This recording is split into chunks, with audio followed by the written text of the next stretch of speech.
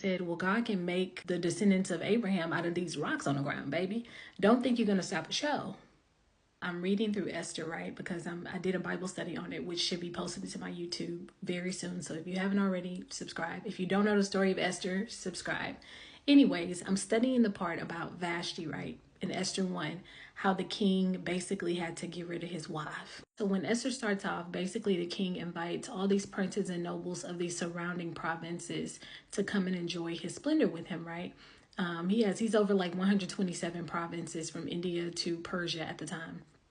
And he invites them over to enjoy all of his splendor, right? Just mi casa, su casa. So he did that for 180 days. After the 180 days was over, he then opens up his courtyard, the courtyard of his kingdom, to have a huge banquet and invite everybody in his kingdom from greatest to least. That now he's opened it up to everybody. You know, this is like equivalent to Queen Elizabeth, King Charles, opening up the big old castle to everybody to come enjoy, no matter if you're a beggar on the side of the street, if you're an orphan, widow, whoever, ostracized by society, or you're the top of society, everybody gets access to come in. As I'm now studying it over and re-listening to what, my Bible study was, I'm now getting the revelation that this is exactly what God did. At first, he only gave access to prince and princesses, right? People that were actually his people, right?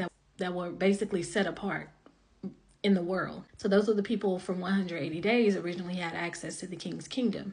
Well, then he opened up his kingdom to everybody coming to enjoy it, right? So this is greatest to least. This would be us, the Gentiles. And so when he did that, everybody was able to come and enjoy his splendor, right? And then he told his wife, who was off doing her own thing, he extended the invitation, basically requested her presence, and was like, hey, come show everyone how beautiful you are. He wanted to show off his bride, only for his bride to be the one person that denied his request to come and see him. So it reminds me of Matthew 22, Luke 14, where the parables are similar. So there was this king who his son has gotten married. He's inviting all of the people they know or their friends to the wedding banquet, and people they sent the invites to basically refused to come. Same thing in Luke 14. There's this man, he invites people to this party, this get together, they refuse. And they actually give excuses like, I got married, I just started a business, like I can't come, I'm too busy to come, all this stuff, right?